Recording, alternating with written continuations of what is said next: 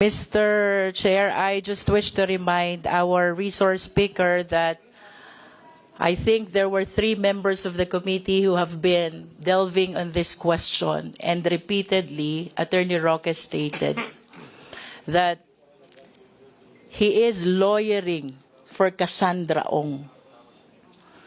Cassandra Ong is the representative of Lucky South 99. And it is really hard to conceive how he can separate himself from Lucky South 99 if his client is representing no less than Lucky South 99. Lucky South is not a natural person. It is a juridical person. The only way to talk with a lawyer is through a representative, and that is Cassandra Ong. If I may add, Mr. Chair, under Section 3 of Canon 3, lawyer-client relationship. A lawyer-client relationship, yes, Attorney Roque is correct, the highest fiduciary character. As a trust relation, it is essential that the engagement is founded on the confidence reposed by the client on the lawyer. Therefore, a lawyer-client relationship shall arise when the client consciously, voluntarily, and in good faith vests a lawyer with the client's confidence for the purpose of rendering legal services such as providing legal advice, representation, and the lawyer, whether expressly or impliedly, agrees to render such services. There are 2 elements, Mr. Chair. The first element is that the client solicits advice and service of the lawyer. And the second element, the lawyer renders service and advice to the client. I think in the given situation, both were fulfilled. There is Cassandra Ong, or there was Cassandra Ong, representing the juridical person Lucky South 99, who solicited the advice, the service of Attorney Harry Roque. And Attorney Harry Roque physically accompanied Cassandra Ong to PAGCOR, a manifestation of his act of rendering service and advice to his client. I humbly submit, Mr. Chair, that I think there are sufficient legal provisions to establish that a lawyer-client relationship was indeed created with Lucky South 99. Mr. Chair. You want to reply on that, former Secretary Roque? Mr. Chair, I can only say that as a lawyer, I have a different opinion. I acknowledge that there is lawyer-client relationship between me and Cassie Ong as representative of Whirlwind, who in turn acted as agent for Lucky South. But that does not mean that Lucky South gave me their trust and confidence to represent me, and I will repeat it. Kung kukunin po nila ako to quash the raid on their property, I will readily accept it. Pero yun nga po, hindi nila gagawin yun. Dahil sa tingin nila, ang kritiko ng gobyerno, hindi magpapanalo ng kaso sa kanila, magpapalala pa. Yun lang po ang sitwasyon talaga. Mr. Chair, earlier, Attorney Roque likewise stated that Whirlwind is the agent of Lucky South. Does our resource speaker confirm this, Mr. Chair? Yes po. And can agency be implied? Well, it can be implied, but an agency, once delegated, cannot be further delegated. Yun po ang rule. Can it be done verbally? Well, agency is written or verbal. Pero ang sinasabi ko nga po, yung delegated authority to Cassie Ong cannot be delegated any further. Ang pwede lang po mag-delegate talaga ay yung principal. And what, therefore, is your concrete basis why you reach the conclusion that Whirlwind is an agent of Lucky South 99? Well, una-una, Mr. Chair, because that is how Whirlwind explained it to me. And under the circumstance na sila nagpapaupa ng property nila at may interest sila na magkapatuloy ang negosyo ng Lucky South, nakita ko naman po kung ano ang interest din ng Whirlwind. Ang interest ng Whirlwind ay magpatuloy po ang negosyo nung nag-uupa sa kanila, Mr. Chair. Mr. Chair, I want to go to the basic. Agency is a contract where there are two parties involved, the agent and the principal. It is hard to conceive, Mr. Chair, that Attorney Roque will be relying on the representation only of Whirlwind without an active participation of the other party who is supposed to be the principal, the Lucky South 99. And even assuming that indeed Whirlwind is an agent of Lucky South, I hope we are reminded as well by the principle that the act of the agent is the act of the principal, and the liability of the agent is the liability of the principal. Similar to attorney-client relationship, there is a fiduciary relationship that is existing between the principal and the client. So I wish to conclude, Mr. Chair, that Attorney Roque's representation did not cover only the Whirlwind, but extends even to Lucky South. Mr. Chair. Okay. Yes, Representative Johnny Pimentel. Thank you, Mr. Chair. I have two matters to discuss in this committee. The first one, Mr. Chair, I'd like to reiterate my firm position that this committee should issue a subpoena to compel Ms. Cassandra Leong to attend this hearing.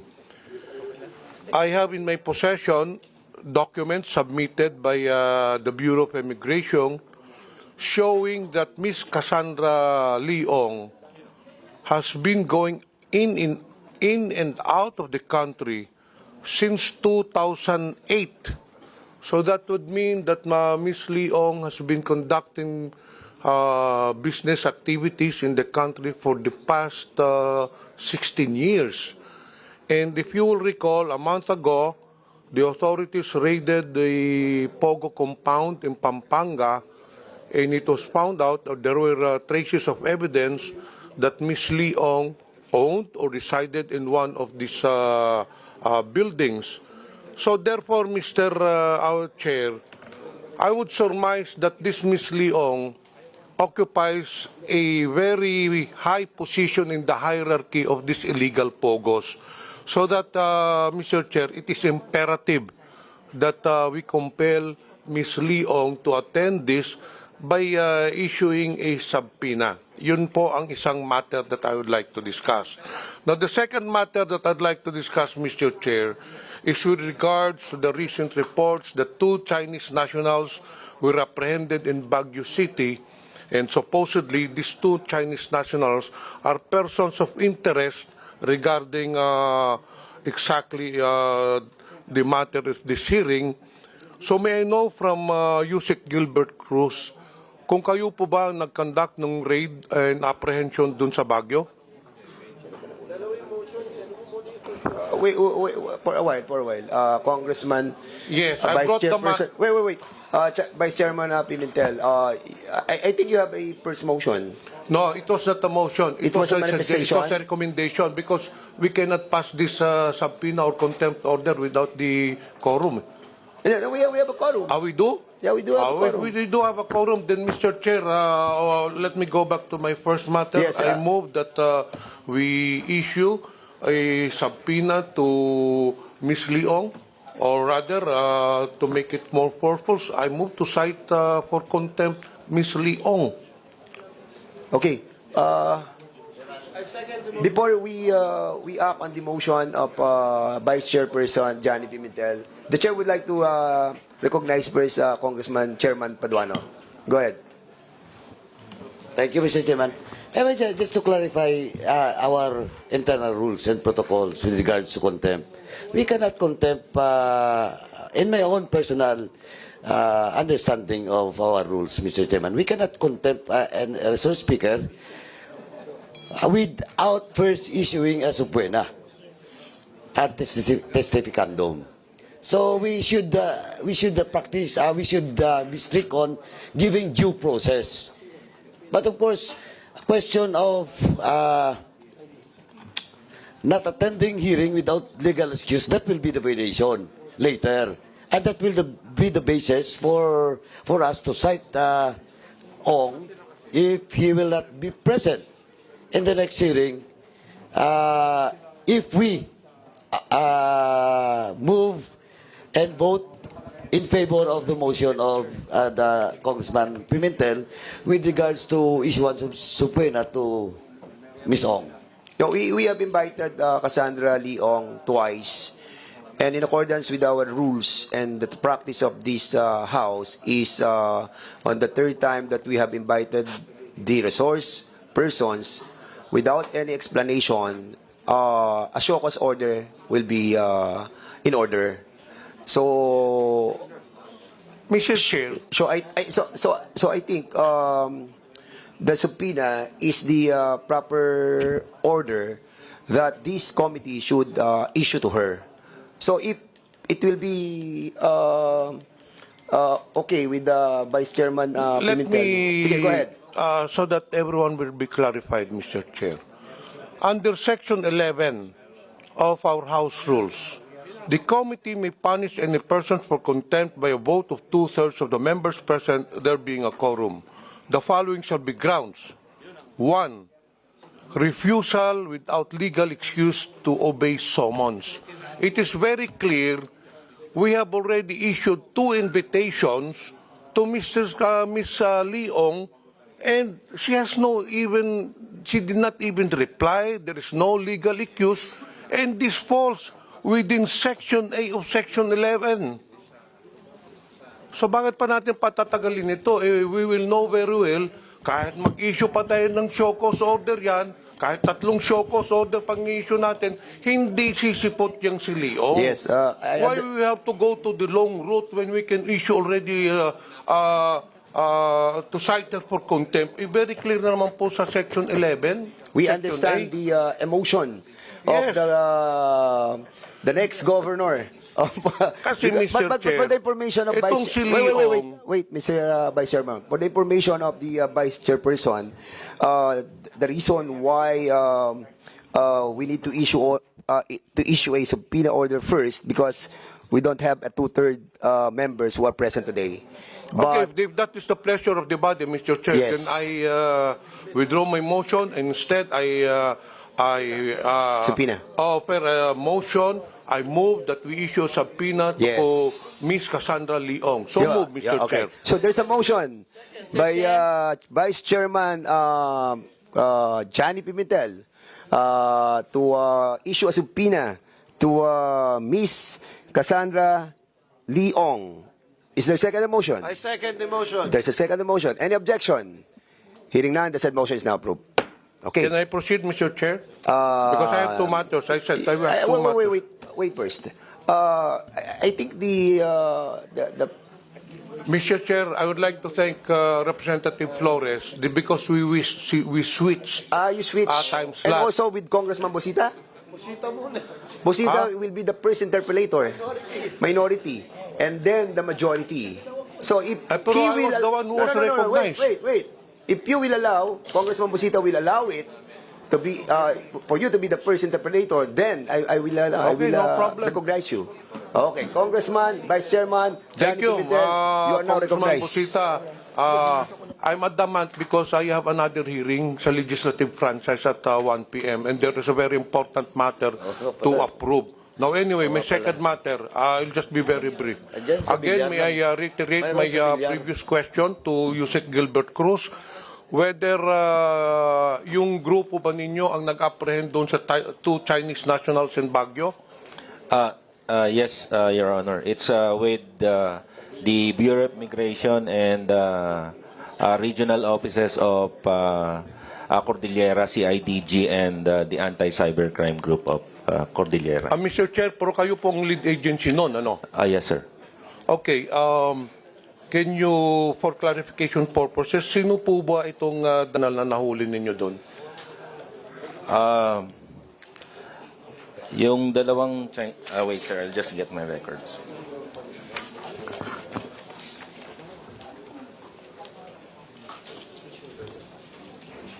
Yung dalawang Chinese nationals po doon, sir, is the female one is Wan Keeping, who arrived in the country on July 17, 2024 with and another one, sir, is a male Chinese national who found to be undocumented, and later he introduced himself as a Cambodian, sir, by the name of Kun Mowern. And later on, sir, we found out na siya po ay isang fugitive wanted for prosecution under an Interpol Red Notice. And his real name, sir, is Mr. Sun Liming, who escaped to the Philippines and has introduced himself as Kun Mowern, a Cambodian national. He has been identified as an IT consultant responsible for the creation of some IT platforms being used by scam farms in the country. He was apprehended by the Bureau of Immigration and the PAOK last July 27, 2024, sir, at Pinewood Subdivision, Tuba, Benguet. So just to clarify, Mr. Chair, so hindi pala dalawang Chinese national. Isang Chinese and then isang Cambodian. He introduced himself as a Cambodian, sir, but later on, sir, we found out na siya po ay isang Chinese national, fugitive Chinese national. Okay. Walang problema dun sa isa, no? Yung nagko-claim na Cambodian national siya. Very clear naman na fugitive yun. Apo. What about the other one? Ano naman ang kasalanan nun? Ang kinaso po natin doon is for her harboring this criminal, sir. So, are these two involved dun sa, connected ba ito dun sa Bamban Tarlac na Pogo? Iniimbestigahan pa namin till now, sir, but initially, sir, yun po ang pagkakaalam namin na itong si Sun Liming, sir, ay involved po siya, sir, dun sa paggawa, sir, ng mga platform that were being used in Scam Hub, sir, dito sa atin. Were you able to establish, Mr. Chair, the presence of this person dun sa Bamban operations? Wala pa po kaming lumalabas sa investigasyon namin, but we are looking at that, sir. Initially, sir, we have this information, sir. Now, Mr. Chair, paano nyo natuntun itong Chinese national dun sa Baguio? Was there a tip or talagang through intelligence work lang to? Bakit nyo natuntun? Bakit nyo naisipan na nandun nagtatago itong dalawang to? May informasyon po kaming nakuha, sir. Yes, sir. So, I understand na nagtatago sa isang bahay. I think Pine sa subdivision or a certain Royal Pine subdivision ang pangalan. Sino po may-ari nung bahay? Sa ngayon po, sir, as yun nabanggit po kahapon, it's a property, a corporate property. I think it was owned by Mr. Harry Roque. It's a corporate property but being leased by this Chinese national. So it's owned by corporation. The house is owned by a corporation, and in turn, the corporation is also owned by, or rather, it shows that the owner of the said corporation is former Secretary Harry Roque. Yun po yung nakita namin sa hearing yesterday, in the Senate hearing, sir. Do you have the incorporation papers, or do we have a copy of the title of the house to prove that Secretary Harry Roque is indeed the owner of the said house? Wala po kaming dokumento as of today, sir. So more or less, we are assuming that Yes, is sir. owned. Yes, sir. Paano po lumabas yung pangalan ni si former Secretary Harry Roque when we do not have any evidences linking Secretary Harry Roque to the said house? As to the information kung bakit lumabas po yung pangalan ni Mr. Harry Roque is hindi po sa amin, sir, nanggaling. Siguro po sir, may mga nagtanong-tanong po doon if whether kung nakikita po nila si Mr. Harry Roque doon o yung former spokesperson na Harry Roque. So, hindi na po namin alam sir kung saan ang galing ang impormasyon. Mr. Chair, can we do some diligence work on this matter because this is very important to establish whether that it is the house is truly owned by Secretary Harry Roque. Can we send some people to the registrar or to the local government unit to ask for documents, titles, and of course to the SEC regarding the corporation, the corporate papers linking Secretary Harry Roque to the said house? Kailangan siguro natin yon. Can we do that? Yes sir. Yeah, we can have our investigation. To former Secretary Harry Roque, well, you just have heard the statement of Yusek Gilbert Cruz that linking you to the said Chinese nationals. Kilala niyo po ba itong dalawang tao na nahuli ng PAOK? Hindi ko po kakilala itong dalawang tao. In fact, yung isa, sabi naman po ni Yusek, ay kakarating lang ng bansa ng July, yung babae. Yung isa, pagpapakilala niya, ay siya'y Cambodian. No? So, hindi ko po kilala kung sino yung Cambodian na yan. Pero actually, Manong Johnny, just to facilitate things, inaamin ko po that I have an interest in the corporation that owns the house. Hindi ko naman po dininay ito sa Senado. Ang problema lang po talaga is we're in the process of distributing property within the family. And right now, hindi po sa akin talaga yung property. But, nagkasundo po kami na talagang I want to retain this property. So ngayon po, ang nag-aari ng property ay, sandali po, kunin ko lang yung pangalan, ha?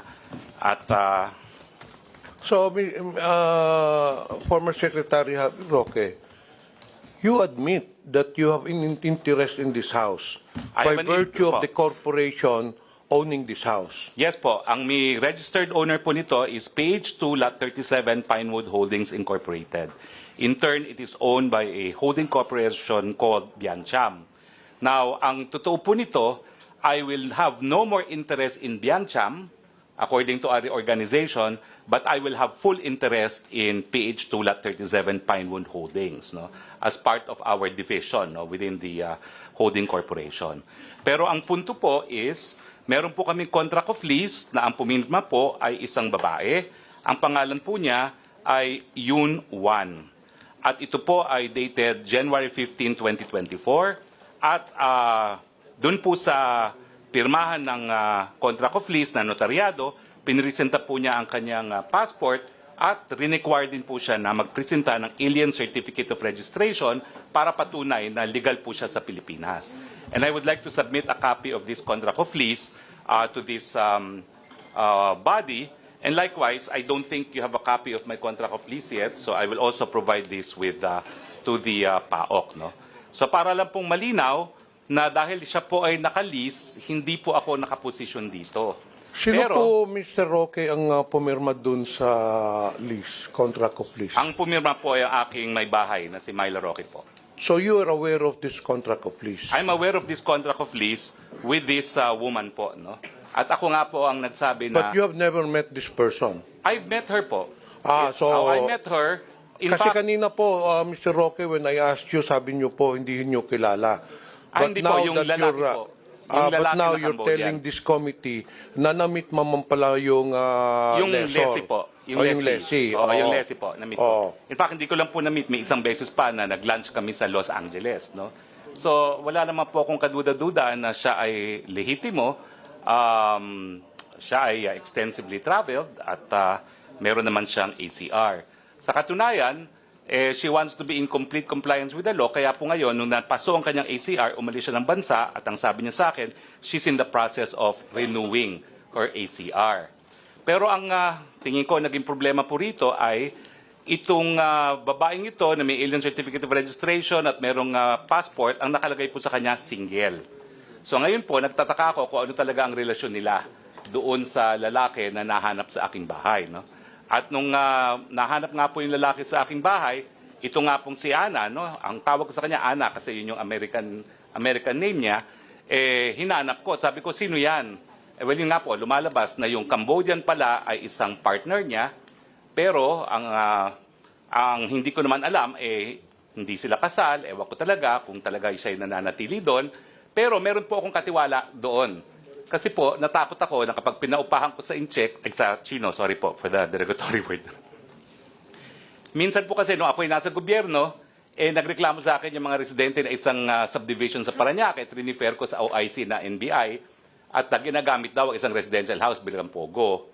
So, para nga po maiwasan na gamitin ito for any other purpose, hindi ko po pinaalis yung katiwala ko doon. Nasa labas lang sila ng bahay, nag-aalaga ng hardin, nag-aalaga ng baka, at pinamamasbadan ko po kung ilan talaga ang pumapasok sa bahay. At ang sabi naman po nila, 3 hanggang 4 lang po ang talagang nag-i-stay sa bahay. At wala Mr. po Roque, talagang- kailan ho niyo nakilala itong lessee ninyo? Well, actually ako po, na-meet ko siya sa LA, kailan lang po.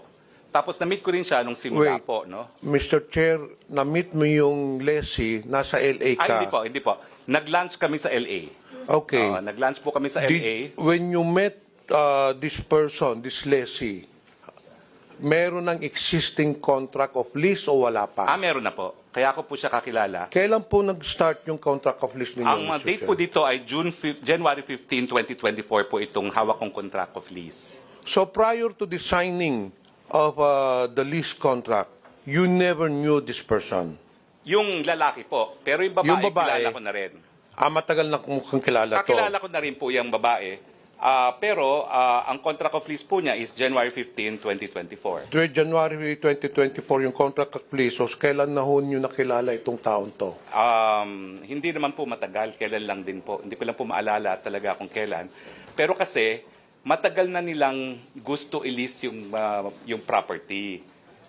Ang balita Sino ko dun po ang nagrekomenda sa inyo itong person na ito? Well, sila po talagang mapursige na gusto nilang umupa. Ako, nung una, ayaw ko talaga kasi gustong-gusto ko po yung bahay ko, no? At palagi po ako dun sa lugar na yon, no? Pero nagpupumilit at ang nangyari, ako naman po ay nandito na sa Manila. Sabi ko, sayang naman, nabubulok. Sige, paupahan na, no? So, ito po, isasubmit ko po yung aking contract of lease. Yes, please do. Pero Mr. Chair, Vice Chair, can we also have the copies of those, Secretary Roque, yung incorporators? You said a while ago that there is a corporation. Opo. Can you Royal kindly submit also to the committee? Hindi ko po dala, but I can of course submit it. No? All right, thank you so much. Okay. Go ahead. Yeah, Mr. Chair, please submit it, Mr. Roque.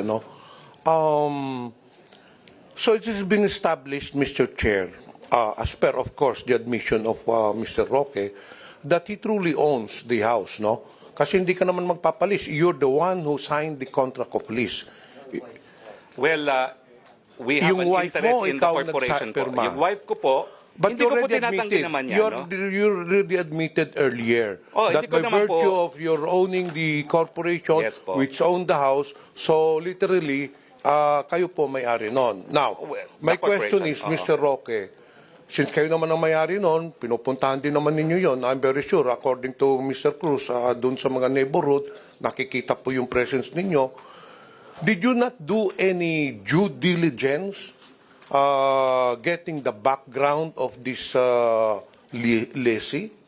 I did po by asking for the alien certificate of registration. Hindi po ninyo tinanong kung saang negosyo, ano ba negosyo nila? Well, Because it seems that very Oo. clear, kaya hinuli yan, i-involve talaga sa illegal pogo. Ay, hindi po. Hinuli po yan at ako po yung nakipag-ugnayan na sa Chinese Embassy rin dahil may wanted pala siya for financial fraud. Hindi po sa Pogo. So, malinaw po yun. No? At napahiya nga po ako sa Chinese Embassy dahil ako yung malapit naman sa kanila. No? At in-explain ko rin na wala akong kinalaman na meron palang pugante sa China na nanirahan dun sa bahay na yon. No? Pero malinaw naman po na sabi po sa akin ng embassy, kaya nga po siya nasalagay sa red list ng Interpol, it's because of financial fraud. I think it is P2P in fact. Hindi ko nga alam kung ano yung P2P, no? Pero P2P financial fraud, kaya siya linagay po sa Interpol red list. At hindi naman po dahil sa Pogo. So, At, Mr. Roque, Mr. Chair, wala kayong previous dealings nitong lessee? Wala po, wala po. May I ask Yusek Gilbert Cruz? Well, it has already been established, it has already been said, it's in the record that Mr. Roque owns the house. Do you think, Yusek Cruz, that Mr. Harry Roque is a person of interest, considering that the per lessee who is leasing his house is involved in illegal activities? Do you think that Mr. Harry Roque will be a subject of investigation or should be investigated? With this development, sir, we will include former spokesperson Harry Roque in our investigation. But of course, sir, we need documents coming from all the agencies involved to prove the ownership of the property. Okay, we will let you finish your investigation, ongoing pa naman ang ano. Now, let me go to the last matter. Masali na lang ako, Mr. Chair. Yesterday, Chairman Al Tenco was interviewed in Head Start. And he said that sometime last year, I don't know, last year or this year, that Mr. Harry Roque accompanied Miss Cassandra Leong to PAGCOR to assist her in the renewal of their license. Totoo po ba yun, Mr. Harry Roque? Manong Johnny, kung hindi po yun ang sinabi ni Chairman Altenco. But I saw it. Pero Hindi sa- naman nanood ako kahapon. That's all I did. Oo. Sa Before Senado going to ano. Manong, We can call May I Mr. remind Altenco, wait. and we can excuse me, Vice Chair. retrieve the files of the interview. It was very clear. Mr. Altenco said during the interview na Mr. Harry Roque accompanied Cassandra Leong with regards on the request for the renewal of their license because may $500,000 na hindi nabayaran kaya hindi ma-process yung license nila. And I don't think Mr. Altenco will go on nationwide TV telling lies. So we can retrieve that file of that interview. So, yung kanina tanong ko po, Mr. Harry Roque, totoo po ba yun? Attorney Roque, resource speakers, a reminder to address the chair. Yes, Thank you so much. Mr. Chair, hindi po. 2 beses na po nag-testify si Chairman Altenco at nandito po si Attorney Fernandez na kasama po doon sa meeting. Hindi po ako lumapit kay Chairman Altenco on July 26, 2023 para kumuha ng lisensya. Linapit ko po siya, yung Cassandra Ong, para po magkaroon ng rescheduling of payment sa mga pagkakautang di umano dahil na-dispalkuhan yung Lucky South ng pambayad sa PAGCOR. Binigay daw po nila di umano sa kanilang representative sa PAGCOR na si Dennis Cunana yung pera at na-dispalko. At ito naman po ay 2 beses inulit ni Mr. Chairman Harry Roque, it Tanco po. pertains to the same thing. Sinasabi nyo, ang dinideny, ang tinanong ko sa inyo, totoo ba na nagsama kayo? Totoo po, yun sinamahan po, ko yun po. po ang tanong ko. Opo, pero- Now, ang sinasabi nyo, you are denying na hindi dahil dun sa renewal ng license, dun Tama sa po. bayad. But still, it's still the same issue dahil you cannot renew your license until such time that the $500,000 will be paid. So ganun din po ang objective nun. Kaya sinamahan nyo siya para matulungan na mabayaran yung $500,000, but the ultimate objective is for the renewal of the license. Hindi po ba? Mr. Chair, hindi po. Kasi hindi pa po mapapaso yung lisensya at that time. At in fact, yung last hearing sa Senado, sinabi naman po ni Chairman Altenco na meron pa silang lisensya which was granted by the previous administration and good for 3 years. So hindi pa po sila up for renewal. Okay. Yun lang po. That's besides the point. But you admit that sinamahan po ninyo si Cassandra Leong sa PAGCOR to meet with Altenco. Totoo po yan. At paulit-ulit ko naman po yan. In-affirm din po, Mr. Chairman, sa Senado. So, Mr. Roque, Mr. Chair, ano ang relasyon ninyo kay Cassandra Leong? Are you a legal counsel? Are you a consultant? I am Why legal- did you have to accompany Ms. Leong to PAGCOR? Well, In I what am- capacity? In my capacity as a practicing lawyer po, because the company that she represents is Whirlwind Corporation. Whirlwind Corporation po is isang service provider. At ang kliyente po niya ay ang Lucky South. And I'm happy po na nandito si Chairman Domingo para ma-explain ko anong nature ng service provider. They provide all services po to their POGOs, lalo na yung mga nasa POGO Hub, kasi po hindi nag-i-English yung mga POGO na yan. So they deal with the outside world using service providers. At yan po yung negosyo ni Whirlwind na kumpanya po ni Cassie Ong. No? At yung panahon nga po noon, ang problema nila, yung representante nila sa PAGCOR mismo, di umano, ang kanilang naging problema. So ako naman po, in-accommodate ko naman po dahil alam ko na parang nabiktima naman itong mga taong ito. At yun nga po, ang hiningi namin kung po pwedeng bayaran yung obligasyon na gives, no, by installment basis. Pero wala pa pong usaping lisensya nung panahon na yon. Mr. Chair, Mr. Roque, Interjection lang, Vice Chair. Ikapraso lang.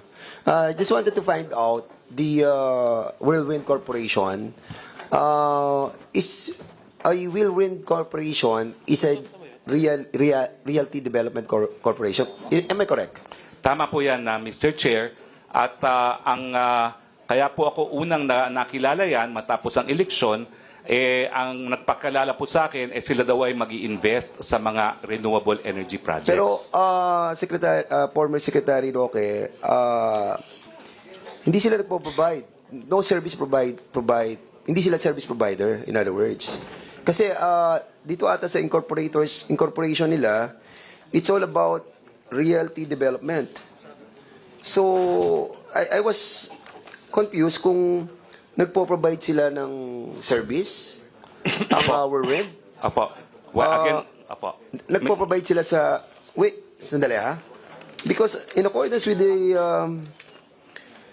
SEC, ano lang po sila? Development, realty development. So, why are they providing services? Sila po ang umupa dun sa lupa, sa Porac, at sila po ang nagpagawa ng mga buildings. At sila po ang nagpapaupa sa Lucky South. Yes, so, correct. yung by being a service provider, at alam ko po naman po, ang patakaran ng mga ibang service provider, ganyan rin, sila nagbibigay ng physical infrastructure, pati computer sila nagbibigay, at iba pang mga serbisyo dun sa mga nag-ooperate ng POGO, kasi mga POGO talaga, mga Chino, at dun sila talaga sa electronic gambling na involved. So, aside from the realty development, they provide services as well. Tama po yan. At kaya But nga in relation to their SEC, ang purpose lang nila is specifically for development ng properties. So, I think there are some violation with regards to the delivering services as well. Hindi ko pa po Mr. Chair, hindi ko pa po nakikita yung articles nila, pero totoo po na they are first and foremost a real estate company. Secretary Roque. The amended articles of incorporation of Whirlwind Corporation is primarily to engage in realty development. That's their purpose. Tama po. Mr. So, Chair, kung sila po ay nagbibigay ng ibang serbisyo, then it's beyond their corporate responsibility nila. normally diba? po, merong primary at merong secondary. So it could be covered by a secondary purpose po, no? So we will check the meron namang secondary mga- purpose. Oo. Okay, for the meantime, we'll be asking... Sige, go ahead muna. I'll be hanapin ko lang. winding up my interpellation, Mr. Chair, to give a chance to other... Mr. Roque, Mr. Chair, kailan ho niya nakilala si Cassandra Leong? Right after elections po, dahil I had to settle back to my practice, dahil natalo nga tayo ng eleksyon, and settle back to old projects that I left hanging, including renewable energy projects. Paano ho niyo nakilala si Cassandra Leong, Mr. Chair? May nagpakilala po sa akin na isang Malaysian company also engaged in renewable energy, at ang sabi nila, sa Singapore, merong company na may presence sa Philippines that is seriously studying the feasibility of starting an integrated solar panel manufacturing facility Kasi nga po, binoboycott ng mga Amerikano yung solar panels na made in China. Kailan po, anong year po kayo nakakilala ni Cassandra Leong? Matapos po ang eleksyon. Ang eleksyon po ay 2022. So, matapos po ang May 2022 election, kung hindi po ako nagkakamali, mga July or August po yan. Kailan po kayo pumunta sa PAGCOR, Mr. Chair? Ay, ano po, 2023 na po. 2023. Apo. Nung nakilala po ninyo si Cassandra Leong, hindi ba ninyo alam, hindi ba niya sinabi na she's involved in POGO operations? Ang alam ko po, sila nagpapaupa nga doon sa Porac. Pero that's one only of their businesses at marami silang businesses, especially in Singapore. At in fact, ang palagi ko pong kausap ay isang non-resident sa Pilipinas. Lumilipad po siya from Singapore to discuss with me the feasibility of the solar energy project, no, which is in Cebu. At yun nga pong CEO na yun ang dahilan kung bakit hindi ko nakumbinsi sila mag-invest dun sa solar project na yun. Kasi ang reklamo ng kanilang CEO who's based in Singapore is napakababa po noong, ano ba tawag doon, yung babayaran po ng Meralco doon sa proyekto. No? Kasi yung proyekto na gusto ko sana mag-invest sila ay meron na pong ganon, no? PSA. So wala pong nangyari doon sa mga Mr. Roque, efforts sa ko. tingin niyo po, bakit kayo nilapitan ni Cassandra Leong? Ay ako po lumapit sa kanila dahil naghahanap po talaga ako ng investors para sa mga proyekto ng renewable energy. Are Kasi you in a fact, consultant of Whirlwind Corporation? I am in fact legal counsel po. Legal counsel kayo Opo. ng Whirlwind Corporation. Opo. So you have had a long dealings with Cassandra Leong. Well, hindi po long kasi after I accompanied them in PAGCOR, 2 months later, they told me they have a problem with their landlord. That they were being evicted from the property at meron na raw writ of execution from the RTC. So sabi ko, paano nangyari yon? Ang sabi nila, kasi nagkaroon ng kaso na ejectment, yung lupa pala na pinirmahan nilang lease contract sa tatay, nagdidemandahan pala yung tatay at anak. Siguro alam ng mga taga Angeles yung kwento ng Cruz family.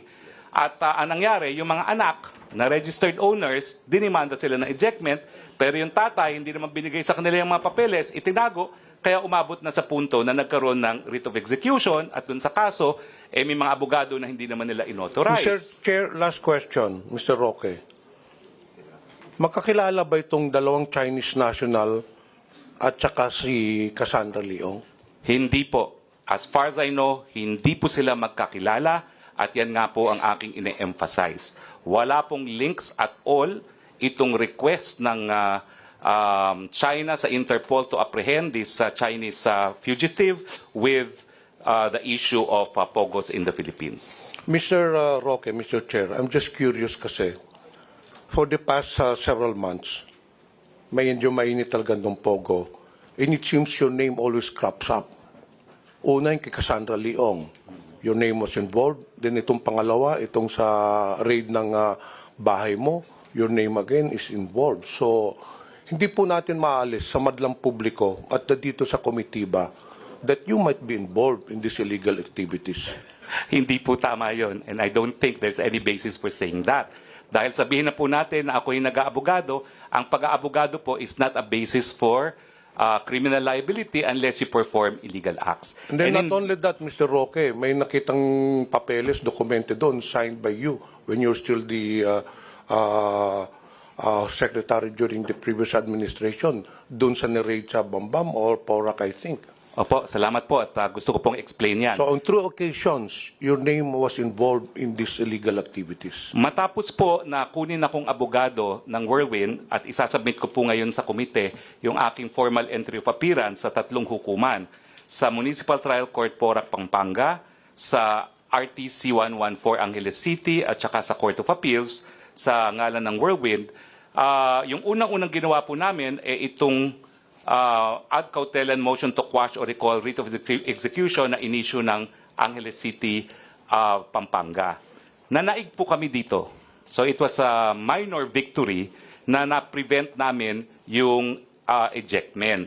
Now, yung panahon naman po yun, ay yung isa kong dating staff ay nagsimula mag-aral ng flying sa Clark. At matapos po ang isang hearing, sabi ko, nandito ako sa Angeles, join us. No? At doon po nagkakilala yung staff ko na si De La Serna na taga Bohol at saka si Cassie. Na matapos po na nag-meeting sila, sinabi naman ni De La Serna na siya magsisimula sa Clark at nagtanong, meron bang alam na po pwedeng tirhan dahil siya po ay taga Bohol.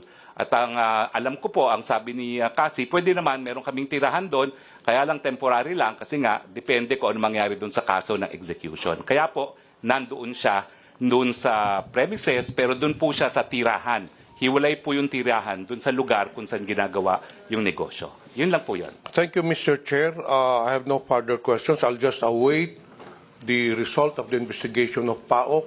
And let's just hope, Mr. Roque, that there will be no more cropping up of your name in next raids or whatever. Kung mga ano, baka may iba pa kayong bahay na pinaparentalan po. Wala na po. Pero, Congressman Pimentel, Manong Johnny, you know me from the 17th Congress. I have no further And question, Mr. Chair. Chairman, maraming salamat po for the opportunity to explain.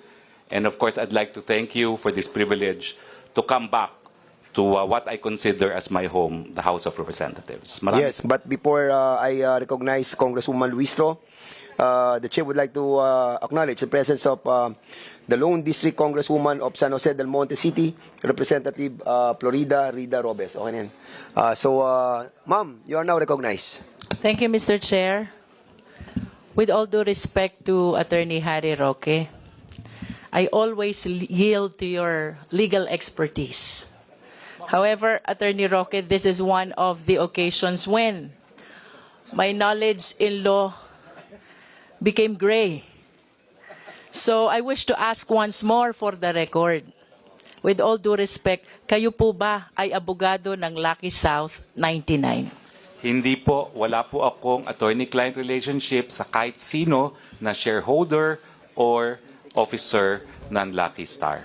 From that Lucky South. answer of Attorney Roque, Mr. Chair, I wish to share to the committee the case of Eusebio Sison versus Attorney Lourdes Dumlao. This is AC number 11959, April 28, 2021. If I may quote, a lawyer-client relationship is established when lawyers consistently manifest to a person consulting them that they would provide legal representation or assistance, regardless of the close ties between the parties, or the lack of written contract, or the non-payment of legal fees. It is very clear, Mr. Chair, that from the definition of a lawyer-client relationship, kahit walang kontrata, kahit walang payment of legal fees, the moment the client starts seeking advice and the lawyer starts giving advice, a client-attorney relationship is created. Can we be enlightened on this, Mr. Chair, from Attorney Roque? Attorney Roque, you are now recognized. Mr. Chair, tama po yun. Ang problema, wala pong kahit anong konsulta na nangyari sa panig ko at sa kahit kanino sa panig po ng Lucky South.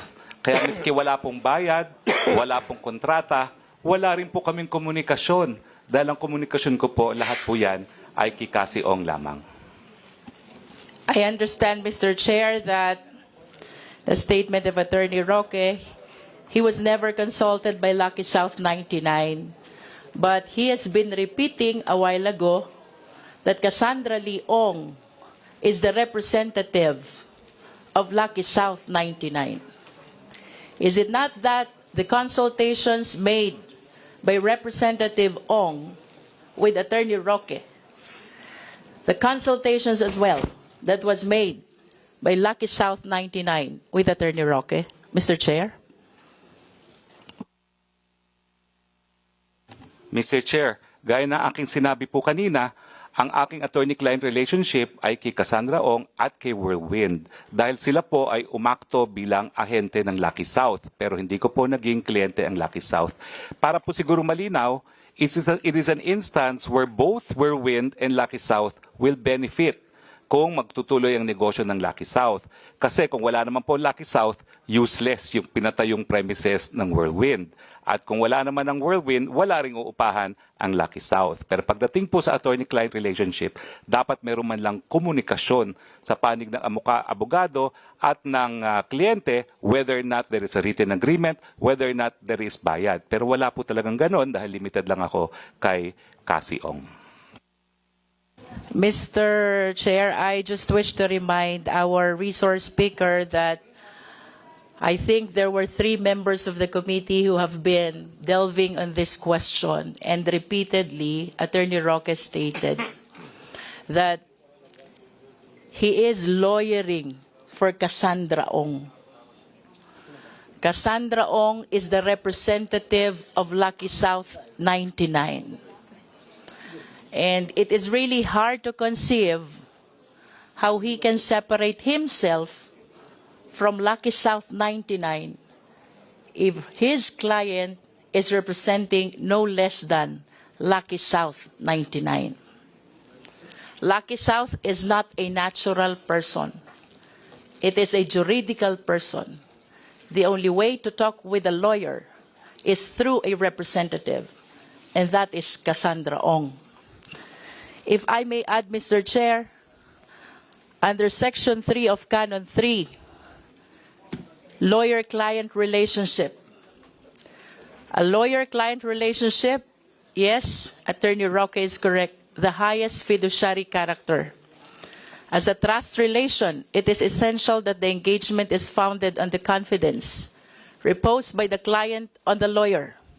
Therefore, a lawyer-client relationship shall arise when the client consciously, voluntarily, and in good faith vests a lawyer with the client's confidence for the purpose of rendering legal services such as providing legal advice, representation, and the lawyer, whether expressly or impliedly, agrees to render such services. There are 2 elements, Mr. Chair. The first element is that the client solicits advice and service of the lawyer. And the second element, the lawyer renders service and advice to the client. I think in the given situation, both were fulfilled. There is Cassandra Ong, or there was Cassandra Ong, representing the juridical person Lucky South 99, who solicited the advice, the service of Attorney Harry Roque. And Attorney Harry Roque physically accompanied Cassandra Ong to PAGCOR, a manifestation of his act of rendering service and advice to his client. I humbly submit, Mr. Chair, that I think there are sufficient legal provisions to establish that a lawyer-client relationship was indeed created with Lucky South 99. Mr. Chair. You want to reply on that, former Secretary Roque? Mr. Chair, I can only say that as a lawyer, I have a different opinion. I acknowledge that there is lawyer-client relationship between me and Cassie Ong as representative of Whirlwind, who in turn acted as agent for Lucky South. But that does not mean that Lucky South gave me their trust and confidence to represent me, and I will repeat it. Kung kukunin po nila ako to quash the raid on their property, I will readily accept it. Pero yun nga po, hindi nila gagawin yun. Dahil sa tingin nila, ang kritiko ng gobyerno, hindi magpapanalo ng kaso sa kanila, magpapalala pa. Yun lang po ang sitwasyon talaga. Mr. Chair, earlier, Attorney Roque likewise stated that Whirlwind is the agent of Lucky South. Does our resource speaker confirm this, Mr. Chair? Yes po. And can agency be implied? Well, it can be implied, but an agency once delegated cannot be further delegated. Yun po ang rule. Can it be done verbally? Well, agency is written or verbal. Pero ang sinasabi ko nga po, yung delegated authority to Cassie Ong cannot be delegated any further. Ang pwede lang po mag-delegate talaga ay yung principal. And what, therefore, is your concrete basis why you reach the conclusion that Whirlwind is an agent of Lucky South 99? Well, una-una, Mr. Chair, because that is how Whirlwind explained it to me. And under the circumstance na sila nagpapaupa ng property nila at may interest sila na magkapatuloy ang negosyo ng Lucky South, nakita ko naman po kung ano ang interest din ng Whirlwind. Ang interest ng Whirlwind ay magpatuloy po ang negosyo nung nag-uupa sa kanila, Mr. Chair. Mr. Chair, I want to go to the basic. Agency is a contract where there are two parties involved, the agent and the principal. It is hard to conceive, Mr. Chair, that Attorney Roque will be relying on the representation only of Whirlwind without an active participation of the other party who is supposed to be the principal, the Lucky South 99. And even assuming that indeed Whirlwind is an agent of Lucky South, I hope we are reminded as well by the principle that the act of the agent is the act of the principal, and the liability of the agent is the liability of the principal. Similar to attorney-client relationship, there is a fiduciary relationship that is existing between the principal and the client. So I wish to conclude, Mr. Chair, that Attorney Roque's representation did not cover only the Whirlwind, but extends even to Lucky South. Mr. Chair. Okay. Thank you so much. Tama-tama yung time mo. Dahil I was about to... Hindi pa ba?